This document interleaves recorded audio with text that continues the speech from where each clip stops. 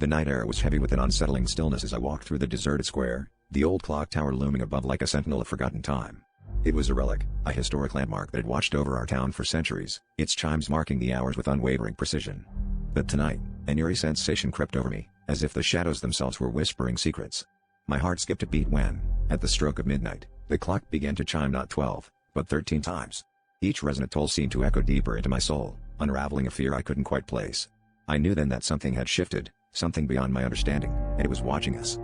The following day, the town buzzed with rumors of the clock's mysterious behavior. Some dismissed it as a mechanical glitch, while others, particularly the older townsfolk, exchanged worried glances, murmuring about dark omens and forgotten curses. Intrigued and unnerved, I decided to dig deeper. I visited the local library, its dusty archives whispering tales of the clock's origins. Hidden among the old records was a story about a timekeeper from centuries past, a man who had been obsessed with bending time to his will.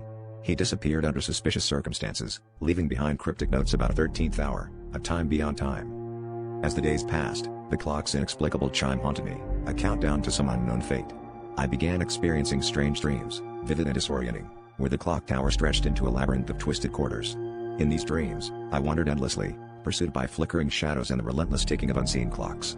Each night, I awoke drenched in sweat, the sensation of being watched intensifying. It was as if the boundary between reality and nightmare had begun to blur, and I feared what lay on the other side. The night it happened, I found myself drawn to the tower as if by some unseen force. The streets were deserted, the town swallowed by an unnatural silence. I stood before the clock, its face glowing eerily against the inky sky. As the hands struck midnight, the familiar chimes began, but this time, they carried a chilling resonance that stopped my breath. On the 13th chime, a fissure opened in the fabric of reality, revealing a world twisted and wrong, where time itself spiraled into chaos. The clock tower was no longer a relic but a doorway, and as I was pulled into its depths, I realized the terrible truth: time had not turned against us, it had simply reclaimed its hold, dragging us into a never-ending cycle of terror.